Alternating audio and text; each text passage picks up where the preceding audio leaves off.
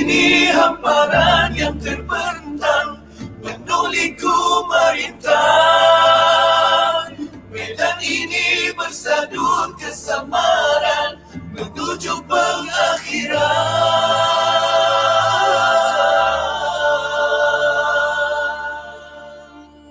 Inspirasi Euforia Islami tentunya hanya di Radio Institut Kefahaman Islam Malaysia. Alhamdulillah waktu ini kita bersiaran untuk bersama dengan sahabat pendengar di Radio IKIM dan juga di platform-platform kami juga. Kami siarkan secara langsung saat ini di FB IKIM FM dan juga di YouTube channel IKIM untuk sama-sama kita ikuti perkongsian kita pada hari ini insya-Allah. Yang mana Lensa Dunia Sains akan bersama dengan dua orang tetamu. Pertama tak lain tak bukan tetamu tetap kita yang berusaha Dr. Nur Azaruddin Husni Haji Nuruddin, merupakan fellow kanan di Pusat Kajian Sains Alam Sekitar Institut Kefahaman Islam Malaysia. Assalamualaikum Doktor. Waalaikumsalam warahmatullahi wabarakatuh. Sihat Doktor ya? Alhamdulillah kan. Dan Alhamdulillah hari ini juga kita berbesar hati dan sangat gembira sebenarnya kan bila kita akan bersama dengan seorang lagi tetamu kita dah pun bersedia di hujung talian yang berusaha Dr. Dr. Aminuddin Rahman Muhammad Maidin, pakar perunding onkologi dan radioterapi Hospital Pakar KPJ Damansara. Assalamualaikum Doktor. Waalaikumsalam warahmatullahi wabarakatuh. Terima kasih banyak Doktor kerana sudi untuk bersama dengan kami menerusi Lensa Dunia Sains pada tengah hari ini. Ya, terima kasih kepada Radio IKIM menjemput saya dalam program ni. Alhamdulillah. Ni ganggu makan tengah hari Doktor ke macam mana sebenarnya? Ya, tak apa. Saya terpaksa tutup klinik saya sekejap untuk Radio IKIM, khusus untuk Radio IKIM. Masya Allah. Dan hari ini kita nak bicara tentang tajuk kita berkaitan dengan kanser dan media sosial. Mungkin awalan ini kita berikan pada Dr. Nur Azaruddin terlebih dahulu lah kan. Bila sebut tentang kanser satu perkara, tapi ini dikaitkan juga dengan media sosial. Mungkin awalan ini Dr. Azaruddin boleh berikan terlebih dahulu sedikit mukadimah untuk tajuk kita. Silakan Doktor. Okay, Assalamualaikum warahmatullahi wabarakatuh. Jadi kita berbicara lagi pada rancangan Lensa Dunia Sains. Tapi berkali ini saya merasakan kita ke udara dengan satu tajuk yang menarik beserta dengan tetamu yang kita undang khas untuk yang bercakap yang lebih berautoriti. Jadi pertama sekali kalau kita lihat di media sosial pada hari ini, ramai yang lebih percaya kepada testimoni. Itu yang satu keyword yang saya nak gunakan. Jadi testimoni sebenarnya kalau kita lihat betul-betul banyak testimoni ni yang boleh dibuat-buat. Kan contohnya si Ali kata apa, Abu kata apa, Ahmad kata apa. Jadi berbagai-bagai lah yang menyatakan tentang satu produk. Tapi tentang kesahihannya kita tak tahu. Yang kedua juga testimoni kadang-kadang ni tidak merujuk kepada pakar-pakar. Jadi contohnya kita katakan tentang penyakit kanser kan. Dan sepatutnya kita merujuk kepada penyakit pakar-pakar kanser. Tetapi mereka ni lebih percaya kepada testimoni. Contohnya ada yang mengatakan makan sesuatu benda tu boleh jadi sihat daripada kanser. Sedangkan benda tu tidak ada bukti secara saintifik. Mungkin pada dianya okey. Tetapi orang lain makan jadi penyakit pula. Kan tak sama sebab kondisi badan tak sama. Kesan tindak balas tu. Tindak balas. Jadi saya rasa kita tak nak buang masa sini. Jadi untuk mendapatkan yang lebih detail, kalau sekiranya ada ahli keluarga kita, ibu kita, siapa-siapa mengidap penyakit kanser ni, apa perlu kita buat? Satu. Yang kedua, apakah rawatan-rawatan yang disediakan secara profesional, secara saintifik ni yang ada di dalam dunia pada hari ini. Dunia perubatan.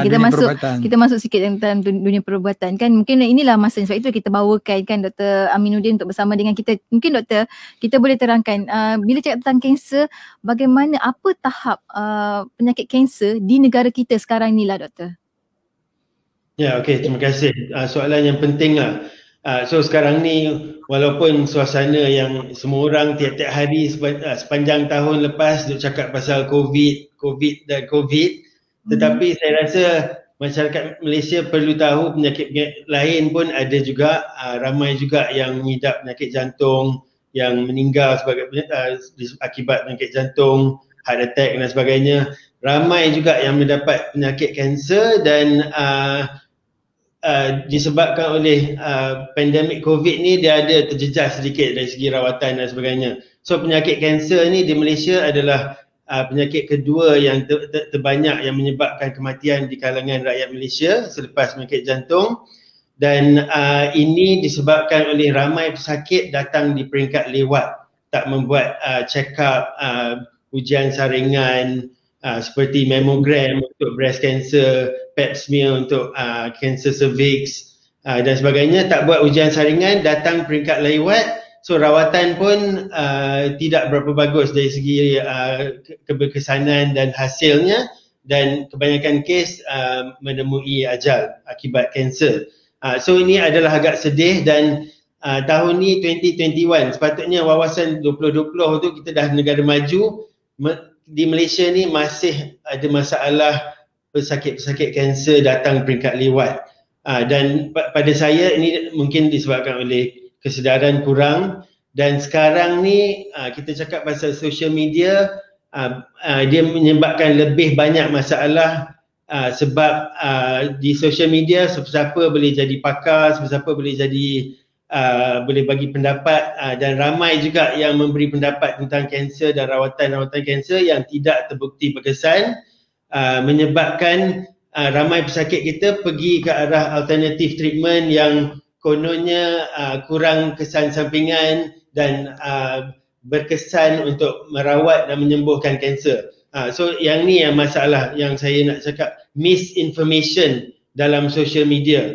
Dulu kita kurang maklumat, kurang information sebelum internet dan sebagainya. Sekarang ni kita ada misinformation dalam social media yang kita perlu tangani, sebab ini masalah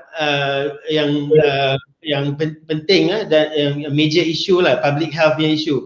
Sebab ada kajian di hospital kerajaan, kalau tak silap saya Hospital Kuala Lumpur, 30% pesakit yang dapat diagnose kanser hilang daripada sistem kerana pergi ke rawatan alternatif. Dan saya rasa social media memainkan major role lah dalam menyebabkan ramai orang percaya tentang rawatan alternatif yang kurang berkesan, dan menyebabkan kanser tu dah progress. Lepas tu bila dia datang balik ke hospital agak terlambat. Lagi satu, baru ni ada kajian mengatakan kanser payudara, breast cancer yang paling biasa berlaku di kalangan wanita, muda ataupun tua, kanser payudara, semakin ramai yang di Malaysia ni datang di peringkat lewat, peringkat 3 dan 4. Bukannya peringkat awal.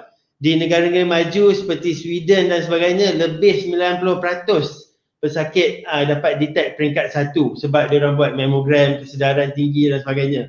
Mammogram tu maksudnya buat ujian X-ray payudara umur 50 ke atas. Sekarang ni mungkin umur 40 ke atas. Kita boleh, kanser payudara adalah kanser yang paling mudah dapat detect awal sebab boleh periksa sendiri, doktor boleh periksa, boleh buat ujian mammogram, X-ray, ultrasound dan sebagainya. Tetapi di Malaysia kurang 50% yang datang peringkat 1 ke 2. Majoriti datang peringkat 3 dan 4, dan statistik menunjukkan 5 ke 10 tahun dulu banding dengan sekarang, peratus yang datang peringkat lewat semakin bertambah. Kita bukannya semakin maju ke depan, kita semakin mundur ke belakang dari segi kanser payudara, dan saya rasa itu pun kita perhatikan dalam kanser-kanser yang lain. So saya rasa social media menyebabkan banyak masalah. Kita cakap pasal COVID-19 dengan vaksin dan sebagainya, yang tu rakan sejawat saya Datuk Dr. Musa banyak membuat kerja-kerja lah untuk menyedarkan masyarakat tentang COVID-19 dan vaksin. Dari segi kanser tu tak ramai yang buat ni sebab kita sibuk dengan pesakit dan sebagainya, kita tak ada masa untuk social media. Tetapi maaf nak kata, ramai orang di luar tu yang nak mempromosi produk mereka dan sebagainya, telah mislead ataupun memberi misinformation kepada masyarakat.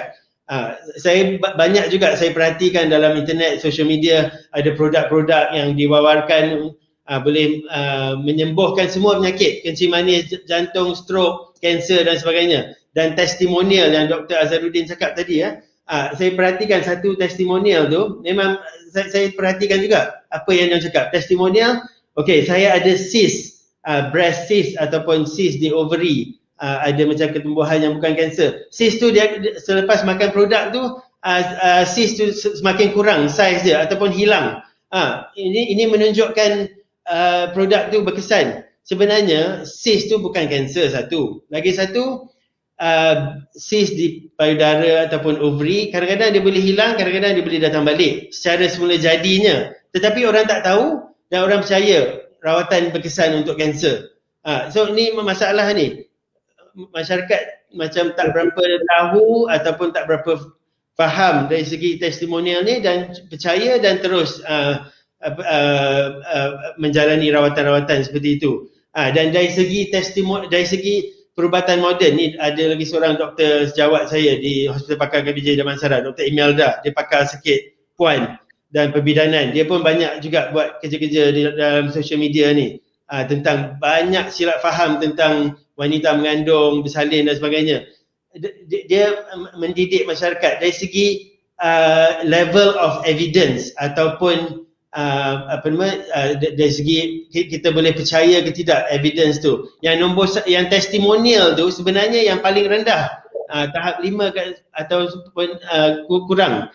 Yang level yang tinggi ialah level randomized control trial. Maksudnya kita buat ujian pada pesakit, tengok rawatan baru ni berkesan ke tidak berbanding dengan rawatan lain. Yang tu yang sepatutnya kita percaya, bukannya testimonial ni. Testimonial ni pun tak boleh dipercayai seperti yang Dr. Azharuddin cakap. Even kalau pakar-pakar cakap pun kadang-kadang boleh dipertikaikan juga.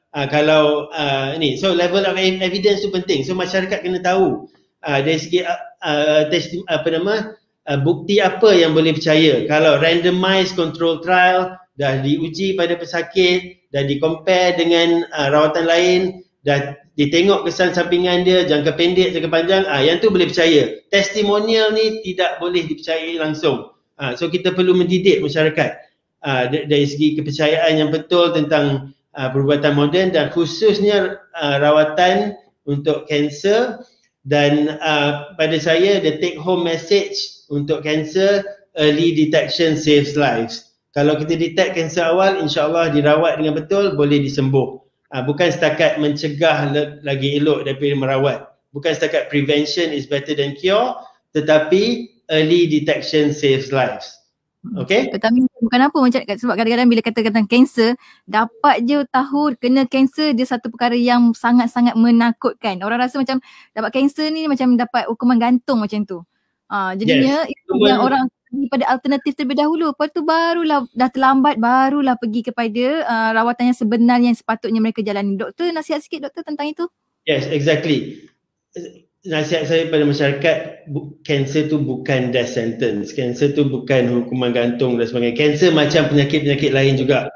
Penyakit jantung pun ada orang yang jadi serius, ada orang yang meninggal juga. Itu semua kuasa Allah. Penyakit semua daripada Allah.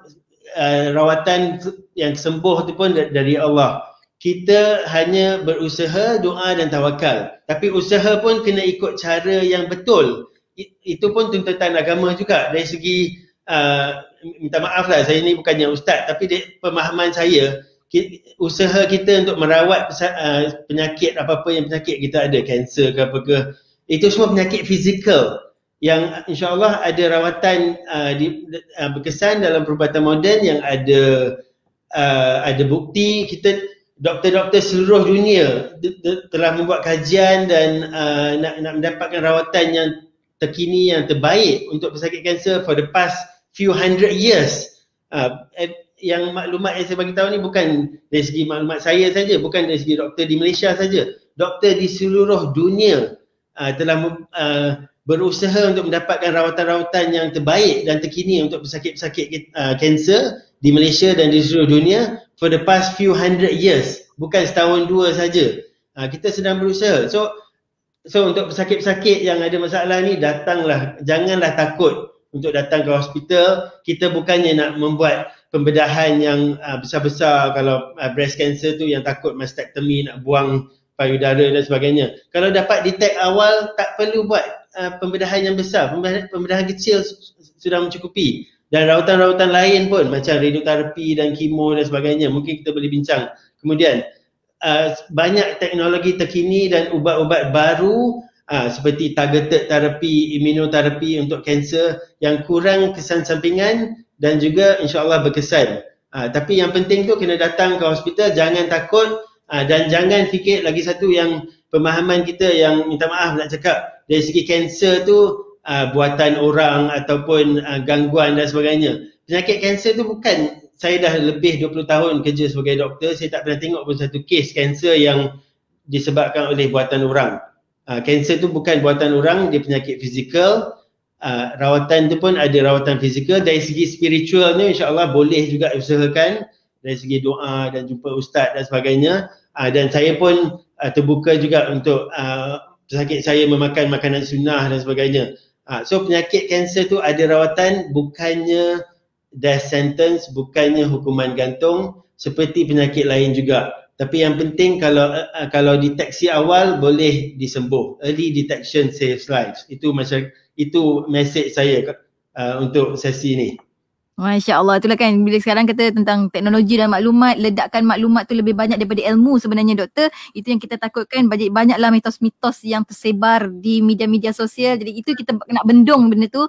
Penyakit kanser satu penyakit, tapi yang lebih kanser daripada kanser adalah bila berita-berita yang tak sahih, perkara benda palsu disebarkan di media-media sosial. Itu yang kita nak bendung, lebih sakit daripada barah sebenarnya. Dan kita akan sambung lepas kita berhenti rehat seketika. Untuk rakan-rakan pendengar, anda boleh saja ajukan soalan anda di FB IKIM FM, di YouTube channel IKIM ataupun di WhatsApp IKIM di 0112900404. Dr. Amin dan juga Dr. Azharuddin, kita akan berhenti rehat seketika. Untuk anda rakan pendengar, jangan ke mana-mana, teruskan kesetiaan bersama kami.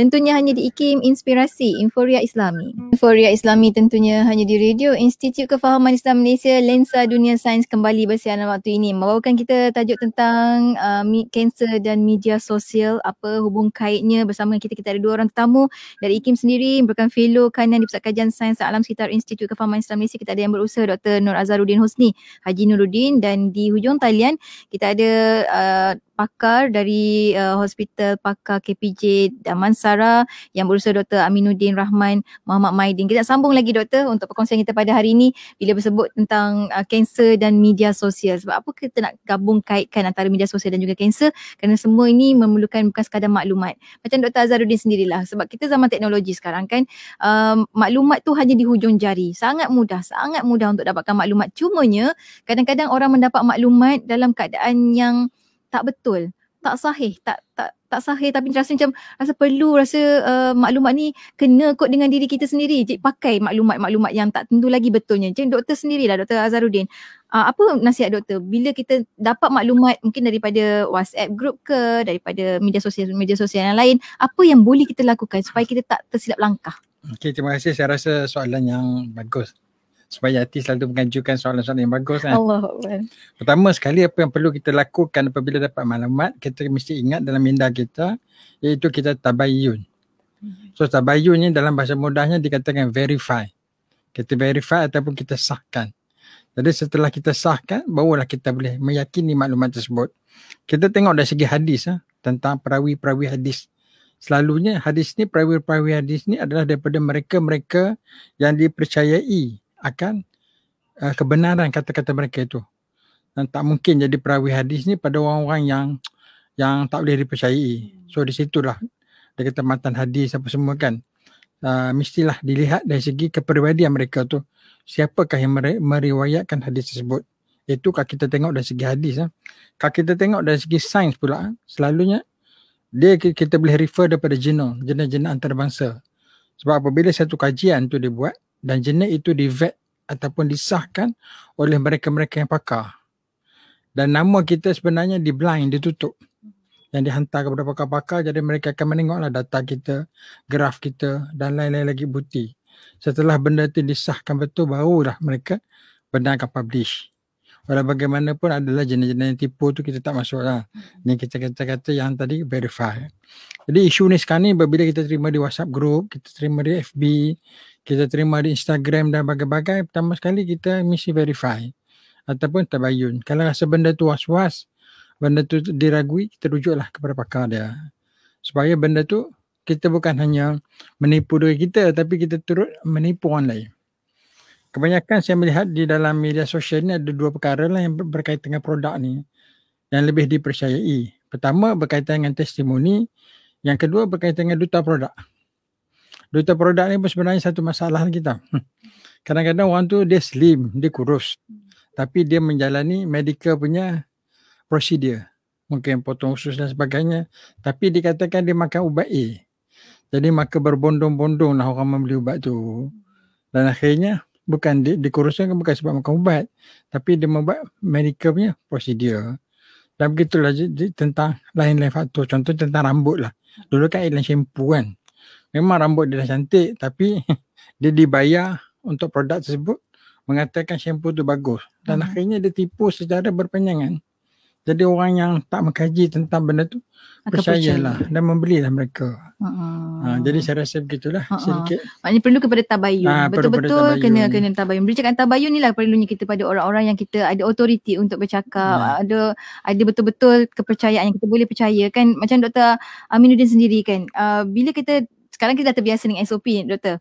Kan masa tentang COVID-19 ni kita dah terbiasa dengan SOP. Cuma bila kita seorang tu ada kanser, mungkin saudara Mara nak tahu juga apa antara SOP ataupun step-step dia lah untuk rawatan dan sebagainya supaya kita tak tertipu dengan rawatan-rawatan yang digembar-gemburkan di media-media sosial dan orang percaya. Sebenarnya kalau kita nak tunjuk betul-betul lah SOP sebenarnya bila seorang itu didiagnose sebagai pesakit kanser, apa sebenarnya step-step yang sepatutnya dia lakukan doktor? Ya, okey, soalan yang baik lah.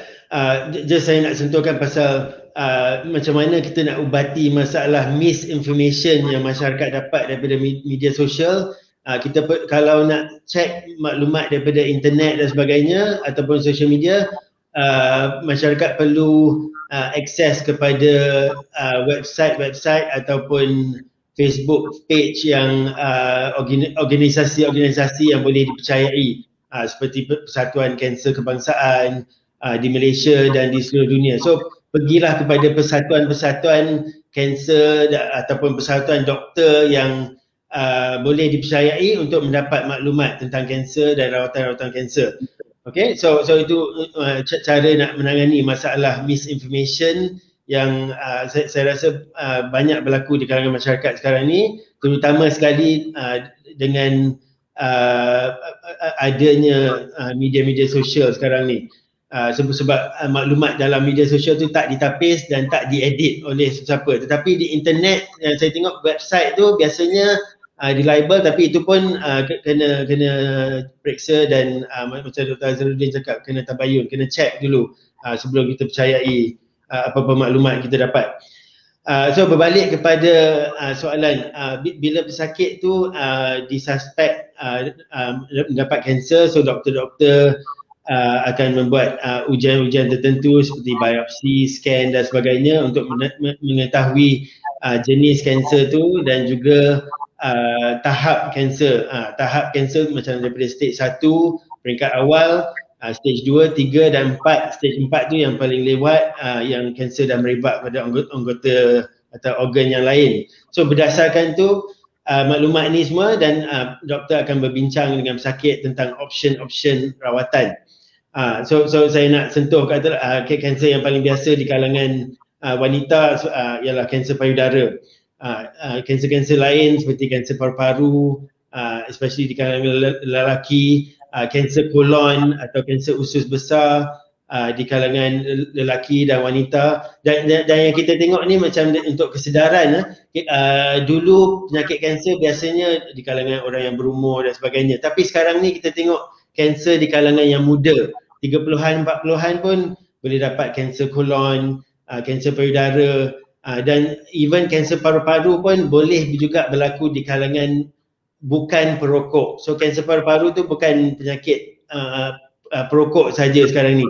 Bukan perokok pun boleh mendapat kanser, terutama sekali perokok yang bukan perokok wanita yang umur muda dan tua. Sebab paru-paru wanita tu kita suspek sensitif pada passive smoking. Orang lain merokok, lepas tu wanita atau sesiapa lain dapat asap rokok tu, passive atau second hand smoking, boleh menyebabkan kanser. So yang penting kalau ada apa-apa gejala, terus berjumpa dengan doktor pakar di hospital swasta ataupun kerajaan untuk mendapat pemeriksaan lanjut untuk memastikan gejala-gejala tu bukan berkaitan dengan kanser. So rawatan-rawatan tu bergantung pada penyakit kanser tu sendiri, dan biasanya ada yang pembedahan, ada operation ataupun pembedahan. So rawatan untuk kanser tu saya boleh bahagikan kepada 3 yang besar. Nombor 1 tu pembedahan, nombor 2 menggunakan radioterapi ataupun rawatan X-ray, dan ketiga menggunakan ubat-ubat seperti kemoterapi dan sebagainya. So sekarang ni ubat-ubat pun ada banyak ubat-ubat yang terkini yang kurang kesan sampingan, dipanggil targeted therapy. Ada yang just makan pil saja, tak perlu injection, dan tak banyak kesan sampingan. Dan ada yang rawatan terkini untuk kanser sekarang ni dipanggil immunoterapi, menggunakan sistem imun badan untuk melawan kanser tu.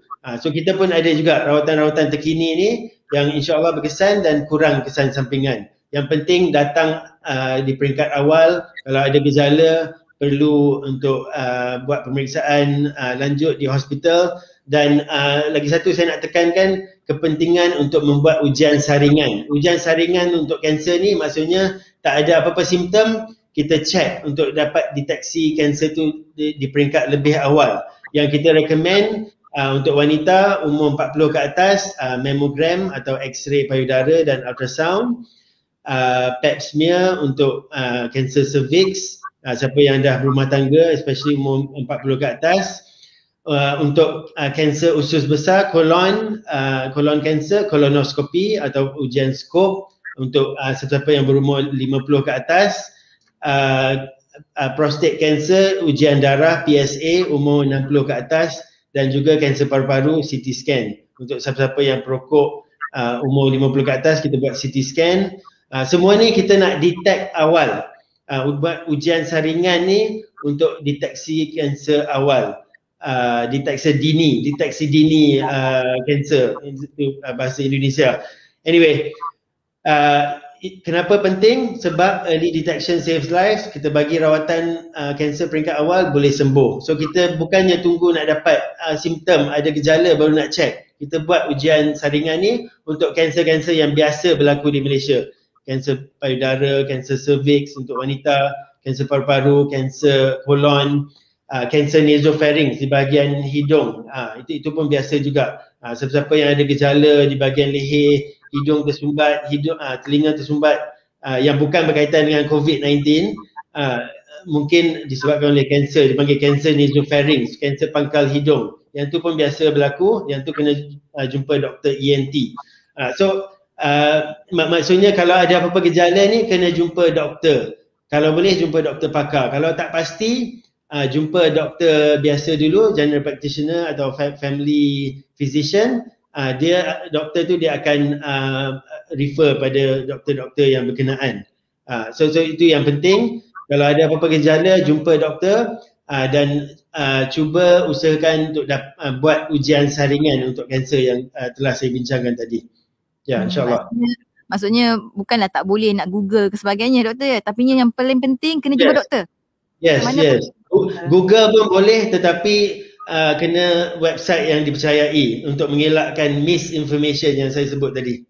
Macam tadi kan doktor dah kongsikan juga Persatuan Kanser Kebangsaan. Anda boleh carilah kan, insyaAllah ini antara platform-platform yang boleh dipercayai. Dan kita sampai ke hujung-hujung dah pertemuan kita pada hari ini. Mungkin daripada Dr. Aminuddin sendiri, nasihat akhir lah untuk sahabat pendengar kita bila kita nak tahu tentang kanser, bagaimana, sejauh mana kita boleh rely dengan media sosial sebenarnya. Silakan doktor.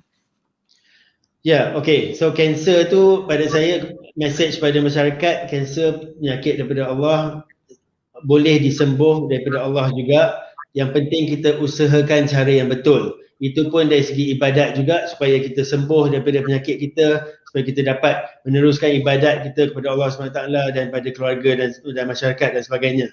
So yang penting tu dapat maklumat yang betul, yang boleh dipercayai untuk mendapat rawatan untuk kanser dan penyakit-penyakit lain.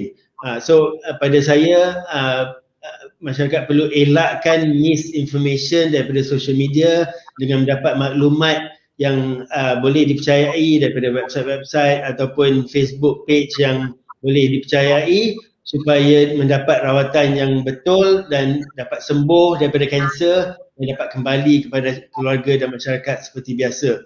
So message terakhir, bukan setakat prevention is better than cure, early detection saves lives. Kanser yang dirawat di peringkat awal boleh disembuh, insya-Allah. Okey, sekian. Terima kasih. Terima kasih banyak doktor. Dan hujung ni Dr. Azharuddin sendiri, nasihat untuk rakan pendengar kita, silakan. Okey, terima kasih. Saya tertarik. Saya ada ingat satu mungkin hadis kata-kata mengatakan apabila kita mempunyai satu perkara, kita rujuklah kepada orang yang ahli dalam bidang tersebut ataupun kita menunggulah kehancurannya.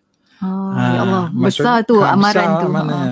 Maknanya kalau kita ada satu-satu masalah kenderaan, masalah penyakit, masalah rumah tangga, masalah financial, kita carilah orang yang memang pakar. Pakar tu dilihat dari segi dua. Pertama dari segi kelayakan akademik dia tu. Yang kedua pengalaman tu. Maksudnya sesekali lah. Yang dia melalui pengalaman yang bertahun-tahun dan mempunyai autoriti, barulah dirujuk sebagai pakar. Jadi mereka ni boleh memberikan pandangan yang terbaik ataupun merujuk kepada website-website yang diakui lah. Contohnya ada gov.my. Sebab kerana website ni mereka tidak boleh senang-senang nak upload satu berita. Jadi SOP-SOP ada SOP-SOP tertentu lah. Jadi perkara-perkara macam tu kita boleh rujuk lah. Tetapi jangan membaca di dalam yang kita tidak tahu dia punya sumber ni tu. Akhirnya kita merujuk kepada yang bukan pakar. Sebagaimana ada satu kata, sekiranya kita berguru bukan kepada guru yang musyrik, maka syaitan kata dialah guru begitu kan. Na'udzubillah tadi. Maksudnya kita sendiri kan kadang-kadang terjumpa mimpi, kan dapat maklumat sana kata orang buatan orang, itu dah isu yang masalah yang berlaku pada masa penyakit tak hilang tapi bertambah balik. Masalah-masalah yang lain. Itu yang kita takutkan, penyakit tak hilang tapi benda lain pula yang datang. Duit pun habis. Tapi apa pun ini satu perbincangan yang sangat baik untuk sama-sama rakan-rakan pendengar IKIM saat ini yang mana dengarkan menerusi FB IKIM FM, tekan butang share supaya lebih ramai lagi dapat manfaat daripada perkongsian yang telah pun dikongsikan oleh Dr. Aminuddin, Dr. Nur Azharuddin untuk perkongsian kita hari ini bila kita sebut tentang kanser. Kanser dah cukup bahaya dah, jangan dibahayakan, jangan dimudaratkan lagi dengan penyebaran ataupun dapatan-dapatan daripada media sosial yang tak ada otoritinya. Apa pun terima kasih banyak kepada kedua-dua tetamu pada hari ini. InsyaAllah lain kali kita akan bertemu lagi untuk perkongsian-perkongsian lain. InsyaAllah Dr. Aminuddin dan Dr. Azharuddin. Assalamualaikum. Waalaikumsalam warahmatullahi wabarakatuh. Dan untuk anda rakan pendengar, teruskan kesetiaan bersama kami tentunya hanya di IKIM, Inspirasi Inforia Islami. Nuraisa, kosmetik mesra wuduk Nuraisa.